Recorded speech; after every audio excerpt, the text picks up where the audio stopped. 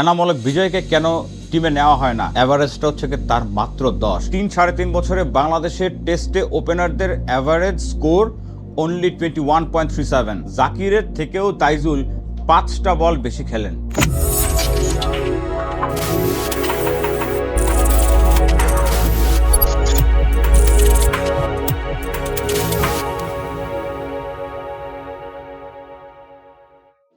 Test ক্রিকেটের হিস্ট্রিতে ওপেনারদের যে performance, সেখানে বাংলাদেশের ওপেনিংয়ে যেই পারফরমেন্সটা গত 10-12 বছর ধরে দেখছি, এর থেকে খারাপ পারফরমেন্স কি টেস্টের ইতিহাসে কখনো কোনো দলের ওপেনারদের সম্মিলিতভাবেও যদি চিন্তা করে দেখি তাহলে কি ছিল? ওয়ার্ল্ডের বাকি টিমের টেস্টে ওপেনিং ব্যাটারদের কি পারফরমেন্স সেটা তো স্ট্যাটিস্টিক্স ঘাটলে আমরা হয়তো দেখতে পাবো, বাট আজকে ওয়ার্ল্ডের ব্যাটারদের নিয়ে কথা বলবো না। আজকে বাংলাদেশের ব্যাটাররা যারা কিনা গত 8 থেকে 10 বছর বাংলাদেশ টিমে ওপেনিং করেছেন, তাদের পারফরমেন্সটা আসলে কতটা পুয়ার সেটা নিয়ে আজকের এই ভিডিওটা। হ্যাঁ, অবশ্যই এখানে অ্যাপার্ট ফ্রম তামিম ইকবালের যে পারফরমেন্সটা টেস্টে আমরা দেখেছি, তার তুলনায় বাকি যতজনকে যে ট্রাই করানো হয়েছে তাদের পারফরমেন্সটা আসলে কীরকম, এবং এইটা যে কত বড় একটা অ্যালার্মিং সিচুয়েশনে বাংলাদেশ টিমের এখন অবস্থা হয়ে দাঁড়িয়েছে, সেটাই কিন্তু আজকের এই ভিডিওতে আমরা দেখব। দেশের ক্রিকেটের বর্তমান সময়টা একেবারেই ভালো যাচ্ছে না। একের পর এক ম্যাচ আর তার উপর ব্যাটারদের ব্যর্থতা যোগ করেছে বাড়তি চিন্তা। আর সেখানে বাংলাদেশের ওপেনারদের নেই কোনো সেঞ্চুরি। পুরো বছরে যতগুলো টেস্ট ম্যাচ খেলেছে তার ভেতরে একটা ব্যাটারের মানে ওপেনারদের কারো কাছ থেকে কোনো সেঞ্চুরি দেখা যায় নাই। 50 পাওয়া গেছে মাত্র 4টা। তাহলে বুঝতে পারছেন যে বাংলাদেশের ওপেনারদের অবস্থা এই বছরেও কেমন যাচ্ছে। আর তাই তো বলছি, টেস্ট ক্রিকেটে বাংলাদেশের ওপেনিং যেন এক অমীমাংসিত ধাঁধা। হাস্যকর কি জানেন, ওপেনারদের থেকে বাংলাদেশের লোয়ার অর্ডারে তারা ওপেনারদের থেকে বেশি বল খেলছেন। ইভেন স্ট্যাটিস্টিক্স কিন্তু সেই কঠিন বাস্তবতার পক্ষে কথা বলছে। সেই 2021 সাল থেকে আজকে 2024-এ বাংলাদেশ ওয়েস্ট ইন্ডিজের টেস্ট সিরিজ চলছে, সেখানে এই পুরো 3-3.5 বছরে বাংলাদেশের টেস্টে ওপেনারদের average score only 21.37, which is the lowest amongst all the cricketing nation। তার মানে বুঝতেই পারছেন যে বাংলাদেশের টেস্টের ওপেনিংয়ে কতটা খারাপ অবস্থা চলছে। যতগুলো টেস্ট খেলুড়ে দেশ আছে তাদের মধ্যে বাংলাদেশের ওপেনারদের গড় রান সব থেকে কম। আর এই সময়ে বাংলাদেশের ওপেনিং থেকে 100 রান পার্টনারশিপ এসেছে একবার। আর এটাই কিন্তু প্রুভ করে বাংলাদেশের ওপেনিং কতটা ইনকনসিস্টেন্ট, কিভাবে করে দিনের পর দিন ফেল করে যাচ্ছে, এবং এই সমস্যার কিন্তু কোনো ভিজিবল সলিউশন নেই। 2024-এ এ পর্যন্ত বাংলাদেশ টেস্ট খেলেছে 10টা। তার ভেতরে যদি একটা স্ট্যাটিস্টিক্স দিয়ে বলি তাহলে জিনিসটা খুবই হাস্যকর।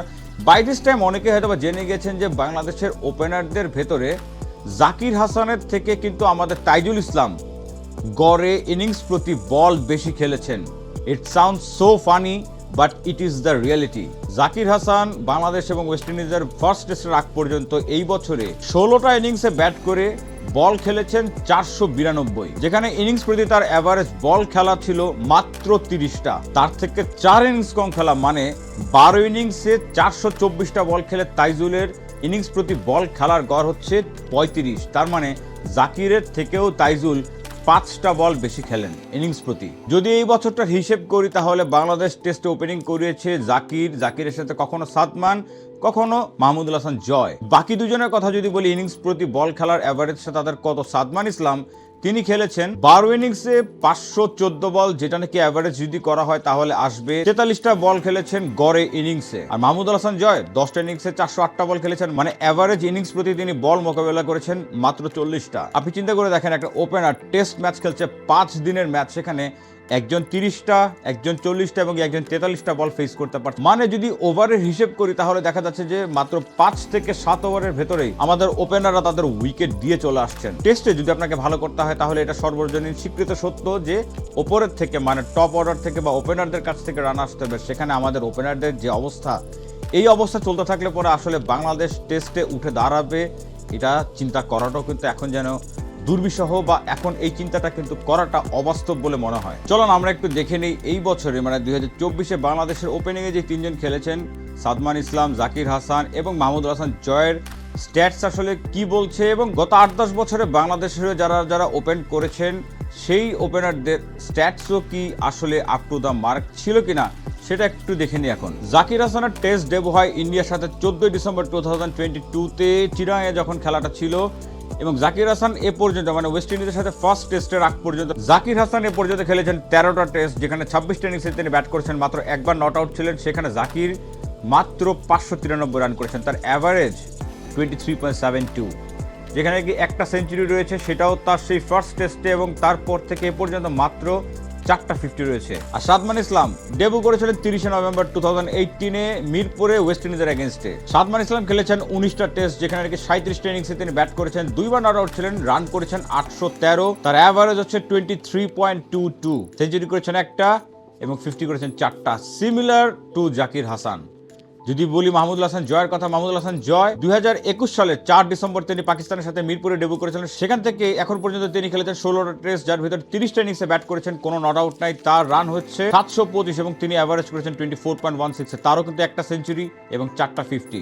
সো 3টা ওপেনার যারা নাকি এই বছরের টেস্ট খেলেছেন, তাদের প্রত্যেকের অ্যাভারেজ কাইন্ড অফ সিমিলার না বলতে পারেন যে একেবারে হুবহু কপি। একজনের 23.72, একজনের 23.22 এবং একজনের 24.16, মানে 23 থেকে 24 রান করছেন তারা প্রতি ইনিংসে, যেটা কিনা একটা টেস্টের জন্য ভেরি ভেরি অ্যালার্মিং। বিগত 3-4 বছরে যার কাউকে যে ট্রাই করানো হয়নি তা কিন্তু নয়। 2022-এর 9 জানুয়ারিতে ক্রাইস্টচার্চে নিউজিল্যান্ডের সাথে ম্যাচে হঠাৎ করে ডেবিউ করে দেওয়া হয় নাইম শেখকে, যেই নাইম শেখকে নিয়ে ইন্টারন্যাশনাল সার্কিটে আসলে তার ক্যাপাবিলিটি কতটুকু সেটা নিয়ে কিন্তু একটা কোয়েশ্চেন মার্ক রয়েছে। সেখানে নাইম শেখকে কেন টেস্টে ডেবিউ করানো হলো সেটা কিন্তু আজও বোঝা যায়নি। নাইম শেখকে ওই একটা টেস্টই খেলানো হয়েছিল, যেখানে নাইম শেখ রান করেছিলেন 2 ইনিংস মিলিয়ে 24 রান। আরো যদি দেখি তাহলে বিগত কয়েক বছরে সাইফ হাসানকে দিয়ে কিন্তু কয়েকটা ম্যাচে খেলানো হয়েছিল। 2020-এর 7 ফেব্রুয়ারি পাকিস্তানের সাথে কিন্তু তাকে রাওয়ালপিন্ডিতে ডেবিউ করানো হয়েছিল। সাইফ 6টা টেস্ট খেলেছেন, তার ভিতরে 11 ইনিংসে ব্যাট করেছেন, রান করেছেন মাত্র 159, যেখানে নাকি হাইয়েস্ট স্কোরই তার 43, আর তার অ্যাভারেজটা কিন্তু আসলেই লজ্জাজনক। যদি আর একটু পেছানো যায় তাহলে 2015 সালের মে মাসের 2 তারিখে পাকিস্তানের সাথে যেই টেস্টটা হয়েছিল খুলনাতে, সেই টেস্টে সৌম্য সরকারকে ডেবিউ করানো হয়েছিল। সৌম্য সরকার টেস্ট আসলে কেমন ছিলেন? সৌম্য সরকার এ পর্যন্ত 16টা টেস্ট খেলেছেন, যেখানে 30টা ইনিংসে তিনি ব্যাট করেছেন এবং রান করেছেন 831, তার অ্যাভারেজটা কিন্তু 27.70, তারও কিন্তু মাত্র একটা সেঞ্চুরি এবং 4টা 50 রয়েছে। আমরা অনেক সময় এনামুল হক বিজয়কে নিয়ে কিন্তু অনেক কথা বলি, আমরা অনেক সময় এনামুল হক বিজয়কে কেন দলে নেওয়া হয় না সেটা নিয়ে অনেক হইচই করি। সেটা নিয়ে অনেক সময় দেখা যায় অনেক একটা বড় জনগোষ্ঠীকে দেখা যায় আওয়াজ তুলতে যে এনামুল হক বিজয়কে কেন টিমে নেওয়া হয় না, যেখানে নাকি তিনি কনসিস্টেন্টলি লিস্টেতে পারফর্ম করে যাচ্ছেন। মাঝে মাঝে কিন্তু দেখা যাচ্ছে যে আমাদের যে ফার্স্ট ক্লাসটা হয় সেখানেও তিনি রান করছেন, তারপরেও কেন তাকে দলে নেওয়া হয় না? তাহলে কি এনামুল হক বিজয়ের স্ট্যাটসটা বা টেস্টে যে কটা ম্যাচ তিনি খেলেছেন সেটা কি জানেন? এনামুল হক বিজয় এ পর্যন্ত টেস্ট ম্যাচ খেলেছেন 5টা, যার 10টা ইনিংসে ব্যাট করেছেন, রান করেছেন মাত্র 100, অ্যাভারেজটা হচ্ছে কি তার মাত্র 10। আপনি বলেন তো যে 10 অ্যাভারেজের একটা প্লেয়ারকে কি আপনি হঠাৎ করে ডেকে এনে সে যত ভালোই পারফর্ম করুক ফার্স্ট ক্লাসে, তার মানে তো তার টেকনিক্যালি কোনো সমস্যা আছে, বা তার এক্সিকিউশনের সমস্যা আছে, বা তার টেম্পারমেন্টের সমস্যা আছে, সেগুলো নিয়ে একটু পরে কথা বলছি। তার আগে আপনি দেখেন যে আমাদের এনামুল হক বিজয়, যাকে নিয়ে আমরা অনেক সময় হইচই করে থাকি, তার টেস্টের অ্যাভারেজ মাত্র 10। তাকেও আপনি কিভাবে করে কনসিডার করবেন এই ইন্টারন্যাশনাল ক্রিকেটে বা টেস্ট ক্রিকেটটা সব থেকে কঠিন জায়গায়, সেখানে এনামুল হক বিজয়ের এই 10 অ্যাভারেজ নিয়ে আসলে তিনি কতটা পারফর্ম করতে পারবেন বা কতটা কীরকম পারফর্ম করেছেন সেটাই কিন্তু তার এই অ্যাভারেজটাই বলে দেয়। আর এখন কথা বলবো বাংলাদেশের টিমে যিনি যখন খেলতেন তখন তাকে নিয়ে সব থেকে বিরক্ত ছিলেন অনেকেই, আবার তিনি যখন নাকি টিমে নেই এবং এখন অনেকটা বছর যখন নাকি তাকে ছাড়াই বাংলাদেশ টিম খেলছে, সেখানে এখন সবাই যেন হঠাৎ করে হইচই করা শুরু করে দিয়েছে বা উচ্চবাচ্য করছে যাকে নিয়ে, যে কেন তিনি টিমে নেই বা তাকে টিমে রাখলে হয়তো বা টেস্টের ওপেনিংয়ের চিত্রটা বদলে যেতে পারতো। আমি কথা বলছি ইমরুল কায়েসের। ইমরুল কায়েস, অবভিয়াসলি ইমরুল কায়েস কিন্তু সেই প্রমিসটা দেখিয়েছিলেন, বা যখন কিনা তিনি ভালো খেলা শুরু করেছিলেন তখনই তাকে ড্রপ দেওয়া হয়। এটা একটা বলতে পারেন যে ডিসঅ্যাপয়েন্টিং ছিল বা ফ্রাস্ট্রেটিং ব্যাপার ছিল। বা ইমরুল কায়েস কিন্তু যথেষ্ট সুযোগ পেয়েছেন, এমন না যে তাকে কিন্তু 10-12টা টেস্ট বা 5-7টা টেস্ট খেলানো হয়েছিল। ইমরুল কায়েস খেলেছিলেন 39টা টেস্ট ম্যাচ, যেখানে 76টা ইনিংস তিনি ব্যাট করেছিলেন, রান করেছেন 1797, অ্যাভারেজ মাত্র 24.28, মানে 24-25-এর অ্যাভারেজের একটা প্লেয়ারকে নিয়ে আমরা কিন্তু এখনো হাই করি যে তাকে যদি টেস্টে নিয়ে আসা হয় তাহলে টেস্টের সিনারিটাই যেন বদলে যেতে পারে বাংলাদেশের। তবে এই গেল গত 7-8 বছরে বাংলাদেশের টেস্টে ওপেনিংয়ে কাদেরকে দিয়ে খেলানো হয়েছে এবং প্রত্যেকেরই অ্যাভারেজ, প্রত্যেকেরই পারফরমেন্স কিন্তু সো পুয়ার যে আসলে এই ব্যাটিং দিয়ে আপনি টেস্টে বাংলাদেশের পক্ষে মাঝে মাঝে কয়েকটা ইনিংস হয়তো রান করতে পারবেন, কিন্তু কনসিস্টেন্টলি যদি পারফরমেন্স আনতে হয় তাহলে আপনাকে অবশ্যই সিস্টেমে পরিবর্তন আনতে হবে, আপনাকে প্রোডাক্ট রেডি করে তারপর টেস্টে খেলাতে হবে।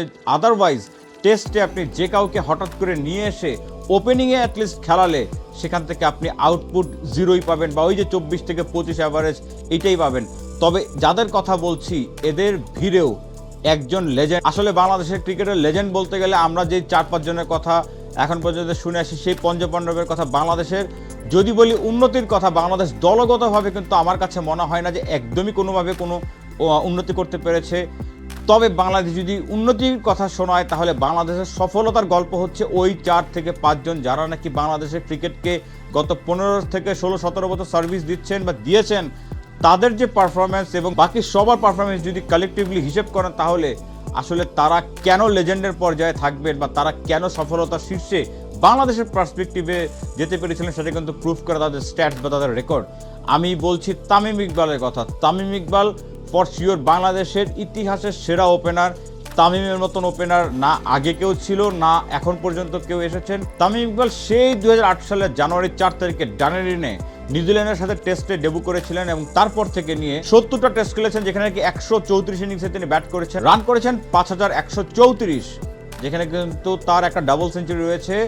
পাকিস্তানের সাথে সেই খুলনাতে সেই ফেমাস যে আমরা ড্রটা করেছিলাম ম্যাচটা, সেখানে 206 রানের একটা ইনিংস খেলেছিলেন তামিম ইকবাল। তার অ্যাভারেজটা 38.89, উইচ মিনস তিনি কিন্তু 39-40-এর কাছাকাছিতে তিনি ব্যাট করছেন, যেটা কিনা ইন্টারন্যাশনাল স্ট্যান্ডার্ডে একটা ভালো অ্যাভারেজ বলাই যায়। হ্যাঁ, এখন বলতে পারেন যে 40-50 অ্যাভারেজ নর্মাল, বাট বাংলাদেশের পার্সপেক্টিভে একটা ব্যাটারের average nearing 40 after playing 70 test match, which is absolutely good. তার সাথে সাথে তামিম ইকবাল কিন্তু 10টা সেঞ্চুরি করেছেন এবং 31টা 50 করেছেন। সো তামিম ইকবালের ক্যারিয়ারের রেকর্ডটা দেখেন টেস্টে, এবং তার সাথে সাথে যত জনের কথাই বললাম তাদের রেকর্ডটা যদি দেখেন তাহলে আসলে লজ্জা পেয়ে যাওয়ার মতন অবস্থা হয়।